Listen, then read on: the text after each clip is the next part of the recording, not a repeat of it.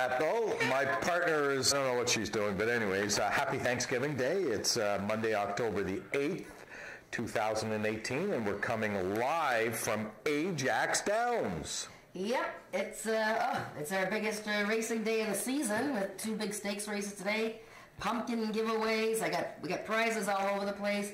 Now we just need Mother Nature to sort of, get on the same track here. Yeah, I just want to thank Kara and Katina for serving lunch today, too. That was kind of good. And in the backstretch, the gang, I just saw them. They had a nice turkey spread and apple pie, so everybody's nice and comfortable and got full bellies on this cool kind of rainy day, but hopefully the rain's going to stop. The track was fast when I came in. It looks great, so let's hopefully it's still going to be that way. Yeah, I did something yesterday. I was watching football yesterday, sitting at home betting, and I bet the transatlantic pick 4. That was kind of cool. Yeah, those cross-country bets, and now the transatlantic bets where you can bet 2 races from one track and another 2 from one track. They were doing it with Century Downs and Woodbine. Yeah, they're a big hit, I think. They're a big hit, and different, right? I got to watch the Arc yesterday, and that I don't know why she's a 4-year-old, and they call her a mare. In North America, you might know the answer to that. Why do we call them fillies when they're 4? I don't know. Okay. Because in North America, a 4-year-old's a filly, but except in Europe... horse racing, the 4-year-old. Exactly. Yeah, I don't know. I know. It's a bit... But what a mare this... she's run 10 times now. She's won 9. She's won back-to-back Arcs. She's a 4-year-old and just only had 1 race going into the Arc, which was really, really something. So she's going to the Breeders' Cup next, I guess. I don't know. You think? That's what they said. I'm not sure about that. I'm just going to show quickly here. Here's what I made. It's Country Boy winning the Peacock Maturity earlier this year with the shoe, one of the shoes that he was wearing, and the dirt is still inside it. That's one of the prizes today. We're going to have some Country Boy trivia. I've got 2 others of his shoes here that I've made with little strings you can hang for good luck. Well, some Country Boy trivia today, so pay attention to my blatherings because I will give you all the answers today before we do some quizzes on track. Okay, we have 10 races on tap today, so let's jump right in. First race is a maiden event. These are 2-year-olds going 300 yards, and tough race, but I ended up going with the 2-horse Enchanted Ivory Castile riding for Eric Lentman. Okay, she hasn't raced in 3.5 months, but had the 1 workout. Showed plenty of ability when she began her career in June. I picked a 3 Quick Bowls Jangle. I thought his debut outing was absolutely super, and he raced really greenly last time in the trial for the Alex Peakov Futurity, which runs today. So I think I think him and Fabulous Dynasty are the 2 horses. I think Tom Dunlop's filly had a rough trip 2 starts ago, not a very good start last time. I think those are the 2 horses. Yeah, and if you look at all of the 3 handicapper selections, we picked the same 3 horses, but all in different orders, so that's going to be kind of interesting. Let's move on to race number 2, the start of the Pick 5. There's no carryover in the Pick 5 because it was won last week, and I happened to be one of the happy winners. So that was really lots of people that got that $444 payoff. That was a nice payoff. And 99 cents. And 99 cents. Okay, I know my buddy George and I think Warren got it as well, so there were a few of us on that bandwagon last week. Let's talk about the second race today, maiden claiming event. These are 3-year-olds and up. The claiming price is $5,000, so these are horses that are coming to the end of the year. They're 3-year-olds and up. If you haven't won by now, you just got to run for a tag, I think, and I think this could be a race where anything can happen. I ended up going with Joe Tavares because I know he needs the wins. Goodbye Time is a logical contender here. The 2 horse. We all have the horse somewhere. Well, Doug doesn't. Coming back in 1 week, broke like a rocket last time off the layoff, that filly, and just got tired in the slop. I picked SR Solid Ruby. I liked the way she chased last time in a Speed Index event. She's back in with maidens. She ran a 79 Speed Index 3 starts ago. Yeah, she's had 15 outings, 7 placings. But I'm thinking that it might be her day today. She needs a good start. But I like SR Solid Ruby. But I think the 1 and 2, you can't go wrong there. Okay, let's move on to race number 3, which is a claiming event. These are 3-year-olds and up which have never won 3 races. The claiming amount, $10,000. And I got your back. He's going to be real tough today. Yeah, I think he's going to be very low odds in here. He's been well bet in his last few races. He's relatively fresh with only 5 starts this season, and last time in that Speed Index event against the very fast Loomis First, he got a 94, battled him all the way. 94, if he even runs a 90, it's going to be tough for him to get beaten here. And if you're looking for horses for the exacta, the trifecta, the 1 and 2, I guess, would be most logical. No question about it. Let's move on to race number 4. We have a lot to talk about, so we're going to go through these races pretty quick, at least the first 5. It's an allowance event. These are Ontario Sire 3-year-olds and up, which have not won a race this year. So someone's going to win a race this year, which is a really nice race. And I think it's a one-horse race because the horse I've bet all my life I've given up on, Home to Vegas, but it wouldn't shock me because he is 1-for-1 on an off-track, and maybe he needs the off-track, but there's no question. Sugarman's Delight is the horse to beat. Yeah, Sugarman's Delight, a 2-time winner last year when the fall season came around, and he's been running against Ghost Pines, Feisty Icon. Huge late rally last time. Love the way this horse closed.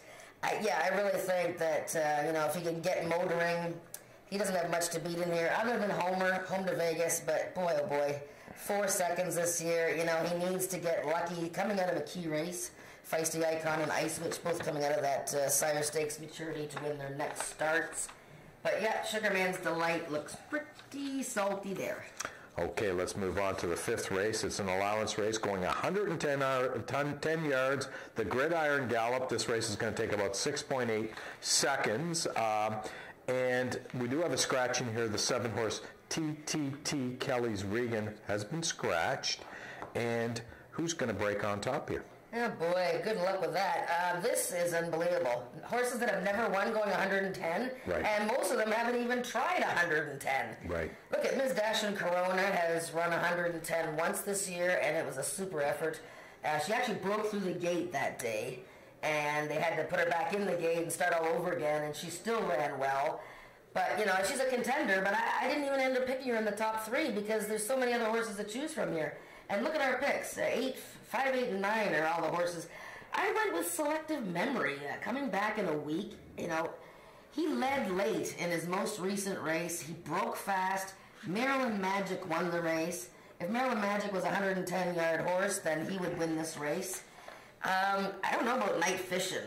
I mean, she won the Ontario Sire Stakes maturity. Can she get up going 110 yards from the outside post? I have no idea, but tentative. I mean, I'm not convinced, but I like the 5 and Eleanor too. I guess I like her off the unlucky outing last week. Yeah, the horse that's a bit of a surprise to me in this race that's running in here is Eleanor. I mean, this is a 3-year-old filly who was declared a non-starter last week in a stakes trial. She's won going 350 yards. She's a nice filly. I mean, she's made $60,000 in her life as a 3-year-old. She's going 110. It's a surprise. I don't know. I don't even know what to think of this move in this spot. Well, Scott Reed, over the last few years, has run 14 horses at 110 yards and won 4 of them. Yeah. So he's got a pretty good. He's very good bringing horses back off a week. Look at, she had no chance last time. She breaks fast on her best day, and she's probably one of the best horses in the race. So I think. No question, she's one of the best horses in the race. But going 110, we don't look at the best horses. We look at the fastest horses. So big difference. It's like betting a thoroughbred going 5 furlongs versus 6+. It's a different animal. There's no question. No, there's no question about that. It's you just have to try and take the horses that have a lot of 1s and 2s in the first call of their past performances. Who regularly breaks sharply. Okay, let's take a short break and let's talk about the last 5 races on the card, including 2 stake races and, of course, the best horse in Canada. Discover the true meaning of the word horsepower. They're off on a quick trip. Feel the excitement, the power, and the thrill of quarter horse racing live at Ajax Downs. Watch the world's fastest horses soar to the finish line. Enjoy off-track betting in their state-of-the-art simulcast room with thoroughbred and standardbred racing from across Canada. Take in all the action from their well-appointed VIP room. It's fun and excitement for the whole family at Ajax Downs. For race dates, news, and more, visit ajaxdowns.com. Race number 6 is a speed index race, 80 and under the speed index number, and this is a race that anybody can win, really. Yeah, this is a very interesting race. I'm looking for a price here. I'm not sure when the pick 4 starts. Is there a pick 4 starting soon? No. Oh, that's the 7th? No, it's the end of the pick 5. The 7th is the second pick 4. Okay, so I took a couple of fillies in here that have been very unlucky this year. Wait a minute. I think I put the numbers down wrong. I meant to pick the 6, Hellfire's Mistress, so they're going to put up the 7, because I put the wrong number. But anyways, the horses in here, George's May Kitty and Hellfire's Mistress, are the 2 horses that I'm sort of zooming in on here. Hellfire's Mistress, just a terribly unlucky season all year long. Bad starts, stumbling at the starts, sloppy tracks. You know what? She's 1 for 1 at the distance. Yeah, they got me picking the 7 because that's the number I wrote down, but it's supposed to be the 6. But anyways, and look at I'm Pretty Fames. She hasn't won a race since 2015, but she's fresh and has run 80s this year. But yeah, this is a wide open race. So look at our picks: 3, 6, 7, you name it. Well, I know we're all over the board between the 3 of us because this is such a tough race, and I don't know. I mean, I honestly, I have no clue. So let's just move on. Let's move on to race number 7, where I do have a clue. The 46th running of the Alex Peacock Memorial Championship. 75,000 on the line. It's a 75,000 added. The purse now is 84.4. And what can we say? The champ is going to make his last appearance at Ajax Downs in 2018. Yeah, Country Boy 123 going for the undefeated season. And, just when you think if he couldn't do anything else, he shortened up to 250 last time and won the sprint series and broke a track record and ran 114 speed index. Like, that was just bananas. So now we're stretching back out to 440, which he obviously has won at. Because he won the Peacock Championship last year over Albert, who's in here. And, what can you say about him? He's the horse to beat, but, the hard knockers are in here. Country's coming back, coming off a tremendous chasing effort against Country Boy. He's been chasing him all year long, and, it's like Mr. Pearson said, one of these days. So, Country's coming back, and Country Boy, both by Country Chick's Man. And, of course, One Famous Glass, the only horse to have beaten Country Boy 123 in the last couple of years here at Ajax, is going to give him a try as well. Yeah, no, this is a tremendous race, and Country Boy 123, of course, is going to be the overwhelming favorite, and deservingly so. So we need to find some sort of gimmick race, gimmick bet, either a trifecta or a superfecta, and you want to find some value in here. So Country's Coming Back has run tremendous. My only question with this horse today is 440 yards. Even though I picked the horse to run second, that's the big question mark, where we know with One Famous Glass and we know with Albert, the 5 and the 6, these are 2 horses that have proven themselves going 440 yards. So that's the big question mark with these horses. But they do get the outside, so they'll be able to take a last run at Country Boy 123, who is, he's just the champ, and it's just a pleasure to watch this horse. Yeah, we got shoes to give away. Okay. Race number 8 is a speed index race, a 90 and under, the number in here. And I've gone with Dynalicious, so I'm going to jump on the bandwagon of Bob Broadstock. And this horse has run, 4 times going 400 yards, and he's won twice with a third. So one thing about Dynalicious, I know he likes the distance. So the question is, can he beat these horses in here? And I think he can. Certainly, yeah. And you know what? She's run very well from the rail post before, and she's won 1 of 4. She's fresh Gotta love horses that are fresh this time of year. It's been a long season for some, but you know what? She's fresh. The inside, if the track is wet, by that time it might be. I'm sure it won't be, but no, she rates a look in here for sure. I like Bold 6 Love. It's his third start off the layoff. And Boldy is 3 for 11 at the distance. I really like the way he ran second time out last time out against SW Hill to the King, and I thought either of those two horses are major contenders. Boldy, Corinne Andros is going to ride for the first time because Corey Spataro has to ride for the Tom Dunlop stable, and I didn't know if Kazuman was going to be too comfortable with the 400 yards, so I think between the 1-2 and, of course, SW Hill to the King, who stumbled last time at the start and still got up to win over these guys. So he's, once again, he's the horse to beat. He's won 2 in a row, and he's going to be tough to beat. And he likes the off-track. I mean, he's had two starts in the off-track with a win in a second. So the 8 horse should be real tough to beat, I think. Let's move on to race number 9, the Alex Peacock Memorial Futurity. Again, it's a $75,000 added race. The purse today is $99,700, and I got it down to 2 horses, Stripper Dust and She's Sizzling, the 2 and the 3. Who do you like? Yeah, I agree. Let's just take a quick look at both trials so we can get a little handle on who did what in the trials. And remember, they're still trials, right? So, they're not like going crazy. If their horses are in the top 3 coming to the wire, then they know they're going to qualify. But let's just take a look at the first trial, which was the second race on September 17th. And the winner that day was Chicks Dig My Moneybags at 20-1, and he was out in post 9. But let's look at, before you run it, guys, let's look at, so when he won the trial, there was quite a few horses in the race that got eliminated. So watch the inside horses here. Let's run this. The 1 comes out, smashes the 2. 3 comes in, smashes the 2. The inside 3 horses are completely eliminated. We're dealing with a 6-horse field now. And Chicks Dig My Moneybags, who, Louis, who is the stablemate of Country Boy and one of only 2 horses that Ruth Barber owns, loved the 400 yards, got up to win, and, Regan Knowles riding him for just a second time, he has to be considered.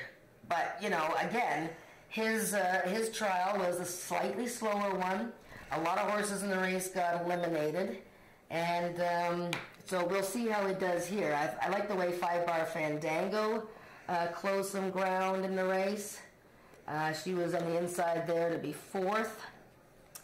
So, yeah, okay, Chicks Dig My Moneybags, interesting. Let's look at the second trial now, and there was no wiping out of horses. There were some horses that had troubled beginnings, but no wiping out. And it was slightly faster, got a 94 speed index. Let's watch the 10 horse here. She's Sizzling, who is beside the winner, Spy for the Senate, who's in the 9 hole. And you'll show it better from the pan shot, but She's Sizzling, who started her career in the States and was very impressive for the Letnans. I mean, this filly now is a good one. Now, it's hard to see here, but she didn't break all that well. And so Spy for the Senate from the 9 post with Serapio Figueroa is going to charge to the lead here. Just a Sweet Surprise is the filly in the 3 post leading all the way. But look at She's Sizzling. This is her first start now since July. And she's lugging in a little bit. But once she gets straightened out and finishing there, Ramiro Castillo, she just gets beat. One more jump, she probably wins the race. And now it's the big race, the final. So, Stripper Dust is very quick and led late in the Chicks Dig My Moneybags trial. She's Sizzling coming on to try and catch Spy for the Senate in the second trial. I like She's Sizzling to win it, and with the Spy for the Senate, Stripper Dust, and Chicks Dig My Moneybags in behind. Yeah. How's that? I think you've said it all there. Let's move on to the next race on the card. We want to go to the last race on the card. The finale. The finale for Thanksgiving Day. Yes. And this is an optional claiming event for 3-year-olds and up, which have not won 2 races in 2018, or $7,000 the tag. And we do have about 3 horses in here that are in for the tag. We have the 2, we have the 5, and we have the 8. So we do have some horses in for the tag. I didn't go with any of them. I went with the 6 horse, Fishing for a Corona. I'd be pretty surprised if this race went any further other than the 6 and 7. fishing for Corona, led late last time and just got pipped on the wire. And of course, you remember that race. That was a couple weeks ago when the pick five was alive. Someone was alive onto her. Right. And boy, oh boy, did not Denali tell her off, pip her on the wire there. The distance is a bit of a question, 350 yards. I mean, she's got to make her move at the right time fishing for a Corona. I went with that big 7-year-old Dark Bay beauty, Reckless and Wild here. I'm obviously the contrarian with you guys, but the 6 and 7, I think it doesn't go past those two. Yeah, my only question mark with the 7, and I know I picked him for second, and I might reevaluate it. Brian Bell's not on this horse. Brian Bell has gone to Sox to BU, which is quite surprising because he's never ridden that 4-year-old gelding out of the Steve Hunter barn, Janet Grace. Yeah. Oh, he did? Oh, he did. Yeah, he did. But, country boy. Yeah, you know, I was a little surprised that he made this move because this Reckless and Wild, and I know TP's first call on Barry Woods, but you know, I thought Brian's done a good job with this horse, although he hasn't won with this horse. He's had a couple of good races, so that kind of threw me off. And Brian Bell's a very aggressive rider, and TP I don't think is as aggressive as Brian. That doesn't mean he's not as good as Brian. He's just a different type of rider. So maybe this horse doesn't need someone that's less aggressive. I'm not sure. But the other horse you might want to take a look at if you're looking for a real long shot in here is the 4-horse Cayenosa. And the reason why I say that is last time Spataro rode this horse, and he's only had 2 starts at Ajax, he was in the slop, and he only got beat half, or it wasn't in the slop, but he only got beat half a length, and that wasn't a bad race, and got beat to a horse called Island Vodka. So not a bad horse at a big price, maybe the 4-horse. Yeah, no, she's interesting. Or he's interesting, sorry. You know, a horse that led late in that Island Vodka race, and yeah, perhaps I overlooked him a little bit. Certainly a speedy type, one to be caught for sure. Yeah, there are less than 15 minutes to post. I think there's about 10 minutes to post today. So thanks for joining us on Talking Quarters. We'll be with you throughout the day on this not so great weather-wise day, but a great day to sit at home and bet on horses. We'll see you soon. Horse racing makes me feel alive. Horse racing, very thrilling. Horse racing, the speed, be as one with the animal, nothing on earth, on the planet like it.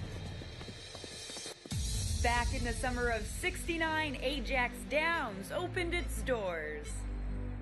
It all started when the Peikoff family, already big into horse racing, felt a racetrack was the perfect recreational use of their property, especially since Sunday activities in the area were limited.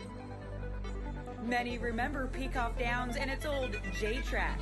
The track was J-shaped and uniquely curved to the right, the opposite way of the other North American tracks. They trained all the horses to turn right, not left, to avoid the highway, and it worked this way for 30 years. In 2009, Peikoff Downs became Ajax Downs, and a state-of-the-art 6-furlong oval racetrack was constructed. With about half a century of established horse racing history, Ajax Downs offers world-class racing with horse speeds of 45 miles an hour. It offers slots, dining, and live entertainment, and is still the best activity to take part in on a Sunday afternoon.